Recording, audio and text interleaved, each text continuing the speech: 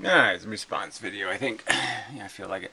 There's no point in watching a video. Like, I wanted to watch this one, and it probably won't be interesting enough. So, if I'm making a response, then I'll at least be interested enough to watch it. So I'll just cut this into pieces and just respond to his responses to Hythloday's responses. This Hythloday's video was, in my opinion, kind of incomprehensible anyway.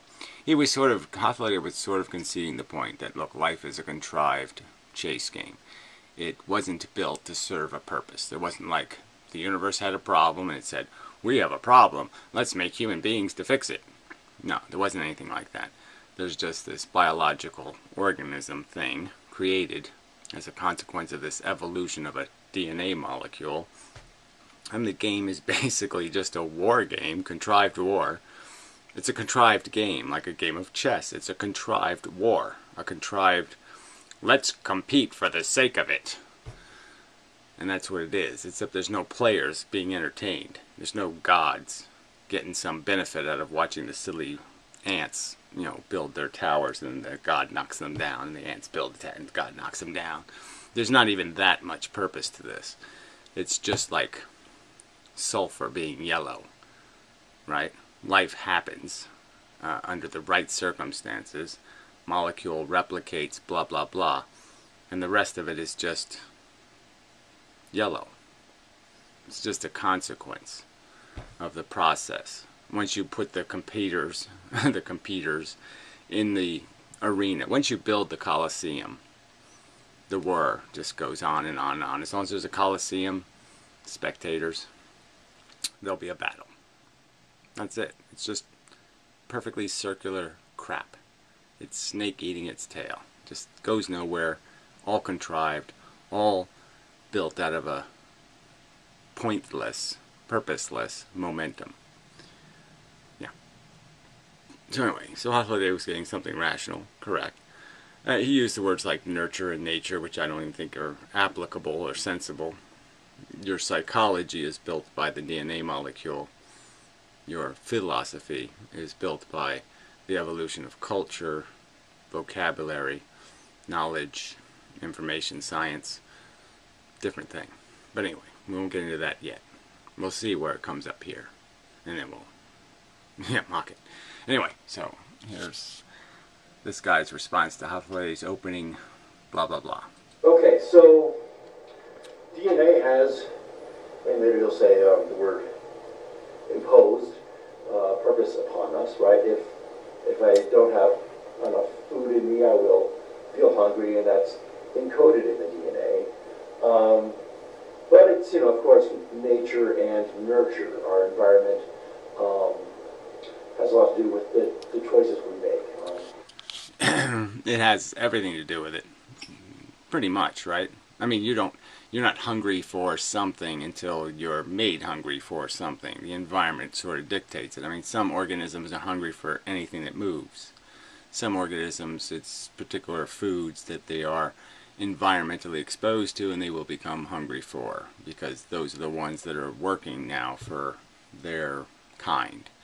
Some have a lot of flexibility, some don't, whatever. But the point is the mechanism will be built in that will encourage you to eat. And it really doesn't matter whether you call it nature or nurture.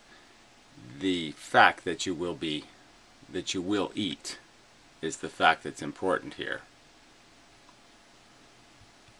It's the will part. The fact that you will have a will imposed on you, that's what's going to be imposed on you, is a will. What you will, well, yes, that's going to be dependent on whether you're a 21st century man or a 7th century man. Deciding who we are and what our purpose is. That's a big discussion, but it's not all in our DNA, for sure. There's going to be what he calls psychological purpose, which I'll get into a bit later. But the origin of the psychology is the DNA, so that's the point that just doesn't matter. I mean, the fact that you have an ego and you enjoy competition is built into you by the DNA. what kind of competitions you'll enjoy, whether you'll enjoy solving mathematical problems or you'll enjoy beating the crap out of little people to gain those ego points or that satisfaction. That will be determined by this nurturing thing. How you navigate the world and what kind of knowledge you bang into. That will dispose you to say, no, I won't do that. Even though I enjoy the fantasy of it, I'll never do it because it's stupid. Yeah. So anyway. So he's going to play some Hythloday, so I'll be back soon. Really soon. No, not all of Maslow's needs are predicated on biology. Maslow has this like triangle, kind of pyramid-looking thing, and at the bottom of the triangle are these kind of biological needs, like food and shelter and this kind of stuff. And then up on the higher ends of the pyramid are the higher needs that are the Yeah, the higher needs are still lower needs in terms of how they're actualized in the world. Once again, you're still, even if you're going to be altruistic in the world, you're going to be so because you convinced your monkey, the crudest part of yourself, has been convinced that this is the winning strategy. This is how I win. This is how I gain ego points, or I gain meeting up to my standards, however you want, looking myself in the mirror.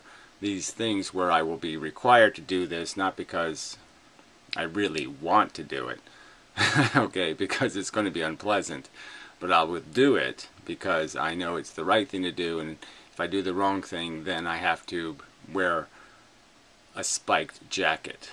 If I do the wrong thing, I will feel the pain of that decision to do the wrong thing for the rest of my life. I will be poked by the understanding that I haven't met up to my standards. I have failed. I am not alpha. I am Zeta. or psychological needs, such that, like things like love and self-realization and this kind of stuff. And I pretty much reject Maslow.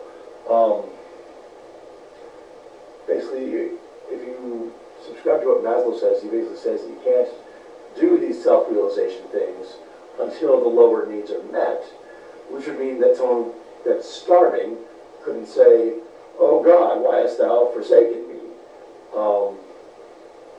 They'd be looking for food. Now, the more Yeah, well, I think that's hardly saying they made much of an effort. So it's clearly, if the higher ambitions like curing cancer, well, clearly you're not going to be able to do that if you don't have the infrastructure personally. That means the strength personally, both physical and psychological strength. That means the comfort, the interior comfort, to be able to do this thing where you go to work every day and you study and you think and you analyze and you do all that work. So it'd be kind of silly. So unless you're saying these higher aspirations of life are simpler than the lower ones in terms of their what it takes to achieve them, it's still kind of reasonable to say, yes, you got to do the bottom of the pyramid first. more these lower needs are met, the more time we have to spend on love and self-realization and this kind of stuff. But it's not predicated upon it. Well, I think time is pretty much the magic ingredient for everything. So the more time you have to exercise on anything, to apply to any circumstance, probably the better your result is going to be. As far as I understand the word predicated. Okay, I'll be back. So now Hythloday is making the distinction between biological needs and psychological needs. And this is a big part of the antinatalist argument, the asymmetry part of the antinatalist argument.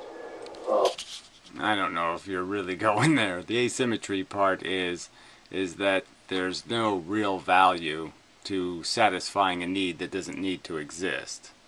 And that if you have the opportunity to get rid of cancer by sacrificing something not needed, yeah, that would be a bargain.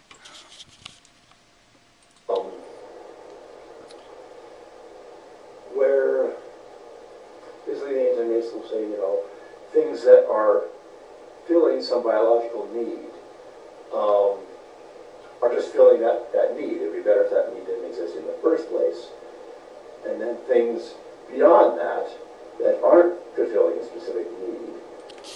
Yeah, so again, I don't know if you're going to articulate what these things would be that aren't filling a need. So again, I can make the argument that, look, at 98% or whatever the number you want to apply are going to be clearly things where you will feel good because something bad has been extracted from your environment or yourself.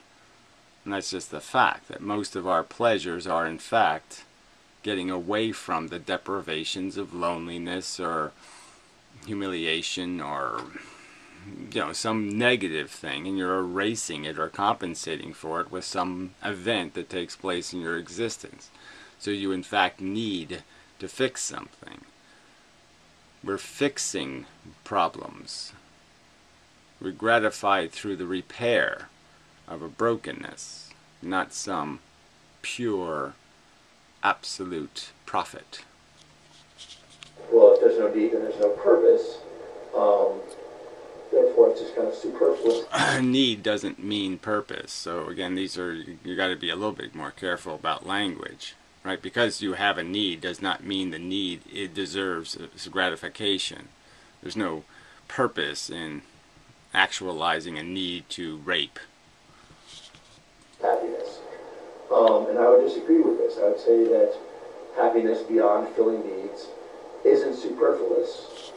Happiness beyond fulfilling needs. So again, articulate one of these. Explain one of these things that you have where you say you can be in some state where you're not in a less than idyllic state, yet you're capable of being pleased. So you're perfectly satiated, you're visually stimulated, you're whatever, and there's yet something you're going to tell me that, oh, we'll just make it all that much better.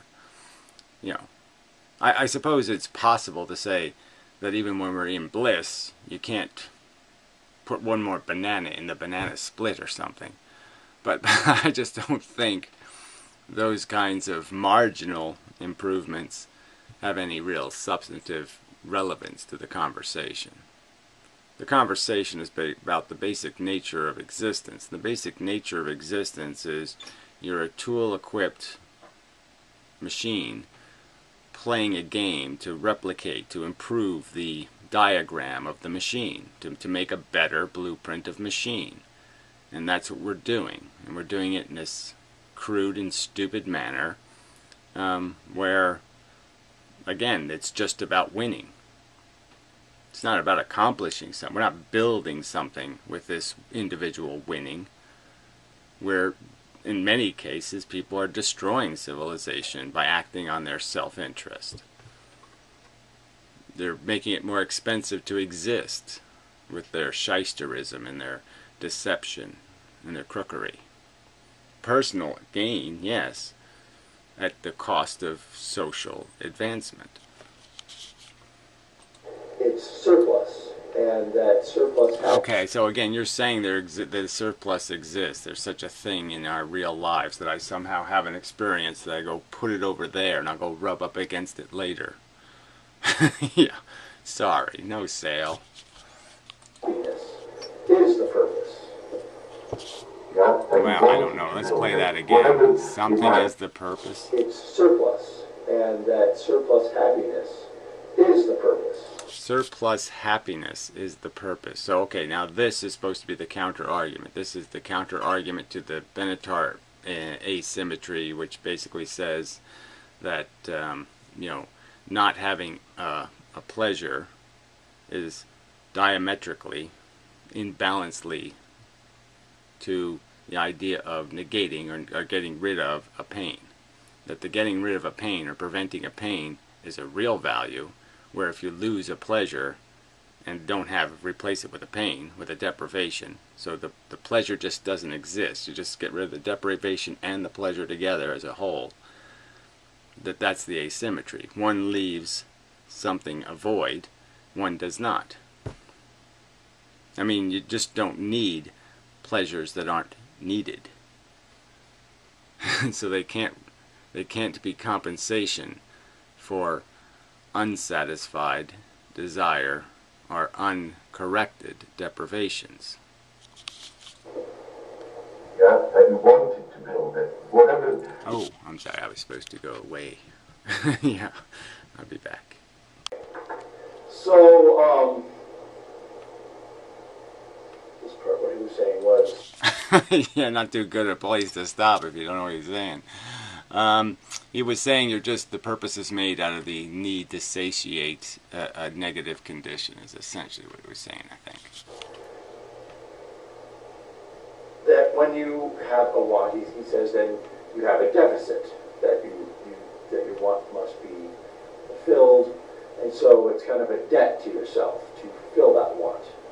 Now, this debt is a little bit different than other debts. When I go in, I don't think there's any difference whatsoever. I think we can feel just as bad about our own negative condition or our own poverty or somebody else's poverty. They can have the same kind of dissatisfaction feeling about me being, uncomfortable because I'm poor, or watching my sister be uncomfortable because she's poor. So I don't accept that premise. pay my mortgage, for instance, it's not that fun. But when I fulfill a debt to myself of want, then I'm getting what I want. It is fun. So a debt of myself of want, it is fun. So again, what does that mean? Yes, it's fun when you satisfy a negative condition. It's fun to pull thorns out of your winky. Yes, it's not fun to have the thorns put there in the first place. You're not counting the part where you were brought into the world a need machine. You're just talking about the profit of pulling, the cactus spears out of your ass, rather than talking about the process that put them there in the first place. it's very different than what we would think of normally as debt. Let's say I want something and I can't get it. Let's say I was driving by Piro's house and I was like, wow, that house is awesome, and it's unlikely I'll ever be able to afford such a place. Well, at least I'm no worse off than I was. I still have my house. Well, that's a question, isn't it? Psychologically, one could argue that this is a real dilemma for life, because basically much of our comfort is dictated by what we're surrounded with, so it's all kind of relative. So many of us would feel okay about ourselves if we're in an environment where everybody else is a colossal failure. Well, then you can feel good about being a failure. So you could argue that people, sometimes in the worst kinds of conditions, have very good self-esteem because they can still relatively say, well, I'm doing better than that asshole. And somehow that works for us psychologically. It's sad that it does, but it does. This is fine. Just because I don't have a bigger house doesn't mean I'm any worse off than my starting point. So it's all kind of... Yeah, I know, but there's any worse off this is where the whole relativistic argument goes nowhere. Because again, I can just say, okay, it's better to have just one broken leg than two broken legs. And I can say, well, two broken legs is better than two broken legs and a broken arm.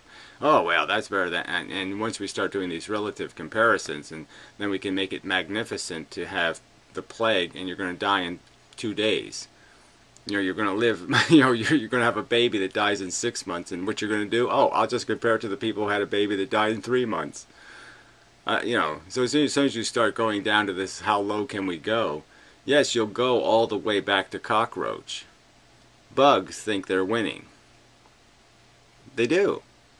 They probably have some kind of notion in their, in their psychology going, yeah, I'm doing it, I'm making it, relativity thing of I have some starting point of however good I am. Yeah, I mean, you think salmon are probably feeling all full of themselves as they're swimming up that stream, right? Thinking, well, yeah, I'm doing it. I'm jumping the water, man. I'm jumping the rocks. Hey, I missed that. Hey, that bear missed me. Hey, I'm winning. You're not winning. Yeah. They're going to get so fucking foobarred. Right now, and I could be better than that, or I could be worse than that. It's all relative to where I am right now. But yes, the actual value isn't relative. Your perceptions end up being relativistically slanted because you're living in a cartoon perception, a perception where you refuse to accept the actual world, and you keep just comparing yourself to Bugs Bunny and Daffy Duck. Okay, I'll be back. So last week, Hythloday was talking about values, and he had a scale going along below it here, and he's putting cupcakes on the happy side of the scale, and nails on the sad side of the scale. It's that old cupcake versus nail in the eye argument. To be honest, he did not identify the scale. He didn't say there was a middle, a zero, and he was putting things on plus and minus. He just pointed out it's a scale. Now, here he's saying that there is no positive side of the scale because it's the psychological wants. And so we can never get above that 0 point. Now, the thing is, you're always going to be correcting for hungers, deprivations, desires. These are contrived senses of need. And you want to call them something else, fine. I'm just saying that in most cases it's only through psychology that and the fact that we have been so low that we can think we're winning when we're, if you're swimming in the cesspool, under the water of the cesspool, if somebody lets you swim on the surface, you're going to feel as if this is win. But you're still in a lose condition.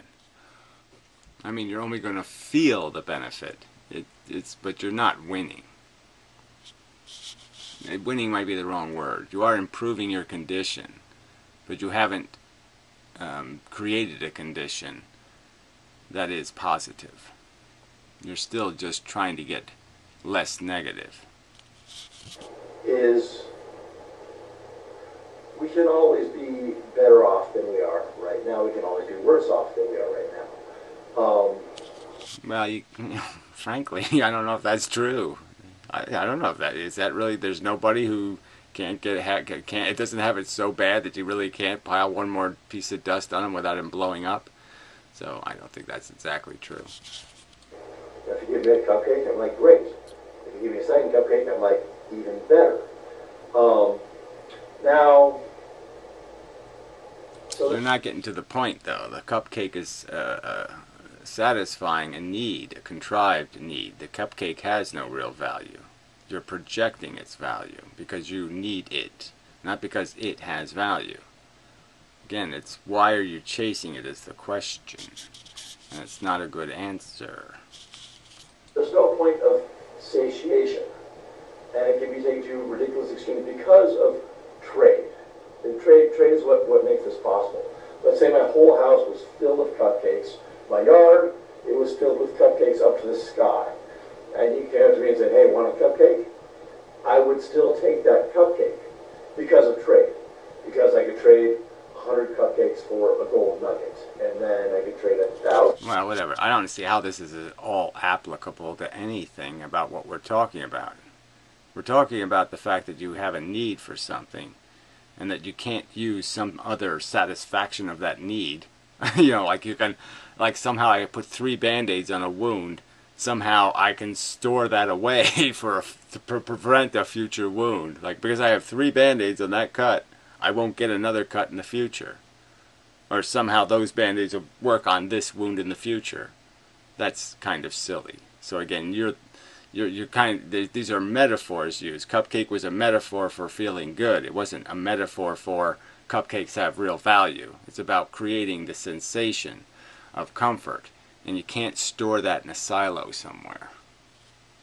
Cupcakes for 10 gold nuggets. So because of trade, more is always better. I can always be better off than I am right now. I could always be worse off than I am right now. If there was someone that was really suffering and I kicked them, then I could take them again. I could just keep kicking this poor suffering child until the body of Omaha. So if there's no limit on happiness, then there's no such point that I can't go beyond. There's no limit on happiness. Well, again, who said there was no? That's a false premise. right there. You're the one saying you're going to store it away somewhere, that you're somehow going to acquire things and that you're going to put them somewhere like money so that when some bill comes up, you'll spend the money on the bill. But that's, again, not how life works. Life doesn't give you a capacity to store away, capacity to heal the wounds that will come up in the future. It's not going to give you some sort of, I had this experience and therefore I can throw this experience in my head, and then later when I need it I'll pop that experience out to wipe it on this wound. That isn't likely to have much value. Certainly you can, on a personal level, we can all express certain strategies to live our lives to be less vulnerable to the need states created. We can be less hysterical and less vulnerable to emotional pain. But certain realities, brain tumor, are brain tumor. And no matter how many cupcakes you have in your closet, you're not going to trade for a cure. Be a limit, right? If the limit is 0 and there's no limit, then I'll just go past 0. Well, again, I don't know who agreed to that premise. If there's no limit, there clearly is limits. There's satiation. Once you're satisfied, you hit a point called bliss. You crash into it. And if you're lucky, you can have some sustained moments in life, perhaps hours at a time, where you're in a quite comfortable state where you wish nothing to interrupt that perfection of thought and physical environment. But it is known, as I have experienced, you will have the thought while you're there, oh, I just won't be able to hold on to this. You know, reality's going to leak into this perfect. And somebody's going to fart. Something's going to happen. It's going to go away. And that's why the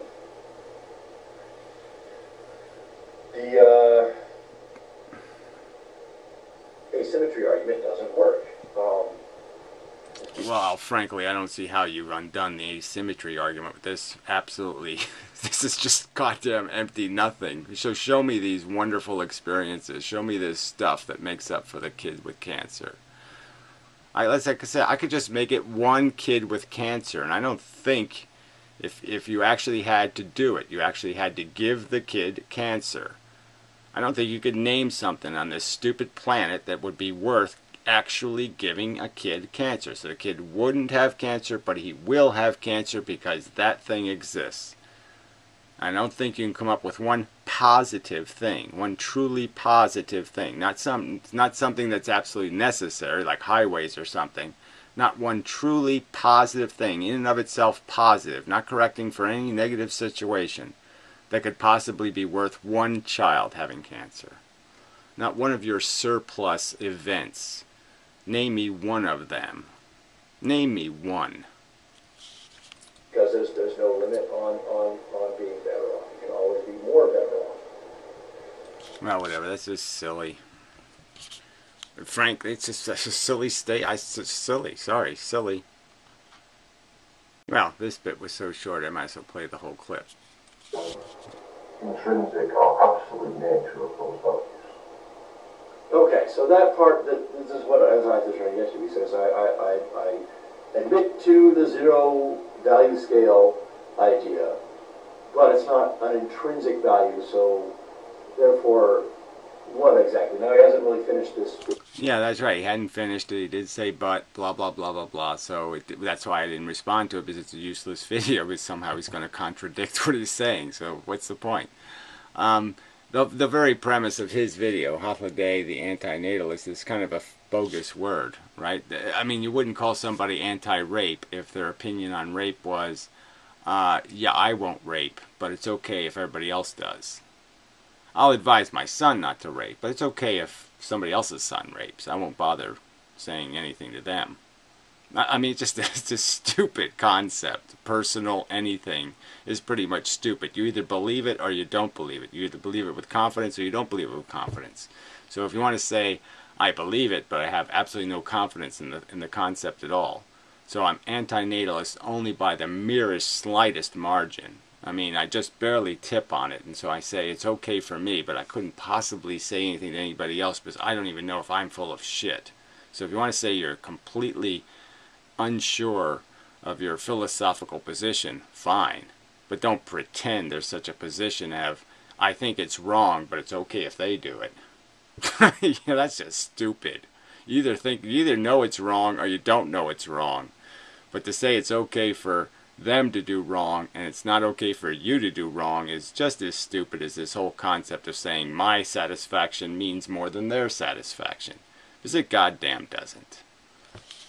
The series yet, so I'm not sure where he's going to get to. But to me, it really seems it doesn't make any sense to be arguing that.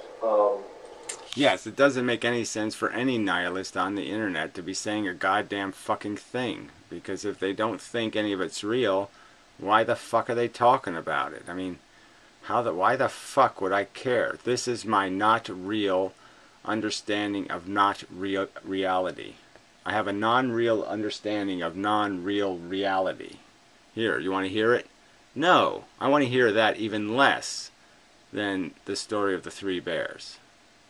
I guess it's Goldilocks' story, but regardless, I don't want to hear. I don't want to hear the story from either side. Goldilocks' or the three bears. If you don't have something better to give me, fuck off. Right. So, like, if life subjectively sucks, it still sucks. Like if you said, "Hey, let's go see a movie," this movie. Again, what this is totally irrelevant. If life subjectively sucks, that doesn't mean anything, right? It's not a philosophical position. My life subjectively sucks. Well, that's just basically saying, wah, wah. I mean, it's not saying anything. It's just saying me in pain, me no likey, me. Well, fine, but it doesn't say anything about the nature of life. It's not a philosophical statement. What do you want me to do about it is what I'd say. Yeah, what, you want $50? What do you need? Can I make it not suck? Practically? Then I'll try. But if I can't, yeah, sorry. Is intrinsically bad. I'd say, well, maybe I don't really want to go see that movie. If you said, hey, let's go watch this movie, it's subjectively bad, you're not going to like it, I'd still say, I don't really want to go see that movie. I don't know, that doesn't really make sense. So if somebody gave you an opinion that they were generally reliable in their opining on such scientific matters, and they said the movie is fundamentally incapable of being of good entertainment quality. It lacks all components of entertaining quality or inspiration by scientific, analyzation. Analyzation, that's not quite right, but it doesn't matter. Analysis. That should mean a little bit more to you than somebody just saying, I saw that movie, I didn't like it. Yeah, those two things should mean something different. Let's go see Mad Max instead.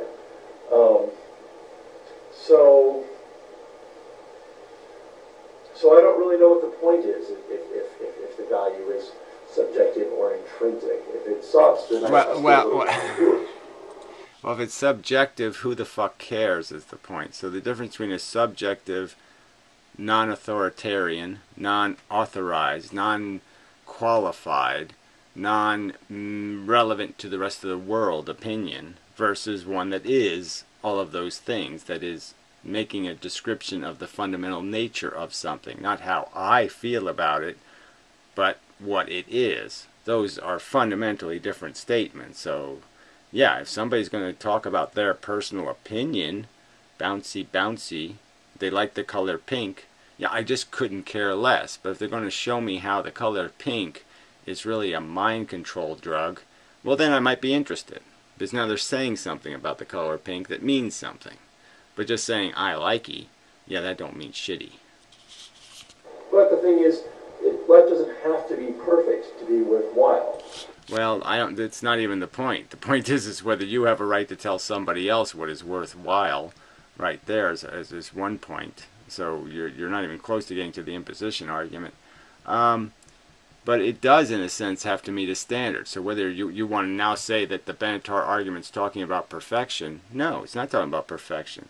It's talking about the difficulty of compensating for real negatives. and that it's very hard to compensate for real negatives with your pleasure. You can't just go around saying, I feel good, therefore that fixes somebody feeling bad. Because rationally, I think you know better. You've kind of used up the value of your pleasure by satisfying your own needs. And that's really what you've done. And that you're usually doing that at some expense. Like I said, if you could sit there and tell me, I'm just living in space and I'm not imposing on anything whatsoever, then I guess I could say, well, and you have some wacky notion in your head that it's worthwhile, well, go ahead, float in space and do your little self-masturbatory thing of gratifying yourself in some sense. But don't tell me that you can make victims, that you can cause suffering and pain, and then tell them, hey, I'm worth it. I don't think you're worth it. I don't think you can prove you're worth it. Not even close. You're never going to have all your wants and desires met. That's okay. Says you again. That's your standard, okay? You want to live in a shithole. You can't have all your food without turd in it. You can't have all your capitalist fun without a few ruined and decapitated victims. Well, that's your standard, shithead. It's not my standard. The fact that you have low standards is, in my opinion, a fundamental flaw in your basic brain psychology and philosophy. The fact that you think you're worth it. For me, the is-ought gap is breached by when the benefit is bigger than the cost. Okay, well now you're heading somewhere. So go ahead, show me. Show me the benefit worth one kid getting goddamn cancer that wouldn't get cancer otherwise. Go ahead, show it to me. Show me the positive benefit. Like I said, don't show me the work done to cure cancer, because obviously that would prevent more harm than the one kid being tortured with cancer. Show me a benefit. Show me a thing being done by human beings right now that would be worth one kid with cancer. Explain to me how American football is worth paralyzing whatever horrible number of children every year. Go ahead and explain to me, all those kids in wheelchairs, just explain to me how there's something about American football that's worth it. Go ahead, give it a shot. I don't think you got a chance in hell. Show me how it's anything but a lie people tell themselves. Show me how there's anything other but a silly addiction to a silly nonsense, and that it is a huge, gigantic waste of human suffering. Show me how it is not a huge waste of human suffering to be addicted to this silly sport.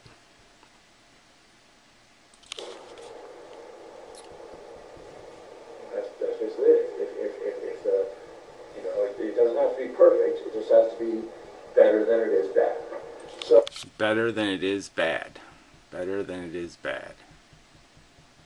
Yeah, so again, you're going to tell me what these betters are, though. Rainbows are worth it. What? Peanut butter is worth it. What? So, that's pretty much what I have to say, and I look forward to any responses I might get on this. Again, thanks for your time, and thanks for your views. Okay, but you didn't really say anything terribly useful, so that's... Sorry, but yeah, there's not much of a... It's no, where's the beef, okay? Where's the beef? Kind of a lamb sandwich. Lamb sandwich. Lame sandwich. Okay, anyway. Till next time. Such. So Hythloday did make his own response, where he's apparently eventually going to explain this. See, I am antinatalist personally. It doesn't make any sense to me. I think I shouldn't do wrong, but other people can do wrong. I mean, it's just basically all he's really saying is, I have come to the point where I don't want to have little spawny-ates. It's inconvenient to my current comfort. Well, that's fine, but that's not antinatalism. So I think it's just kind of silly. Yeah, I think it's very silly. Well, I've already been over it, so there's no point in repeating myself, right? No. So I'll be back next time.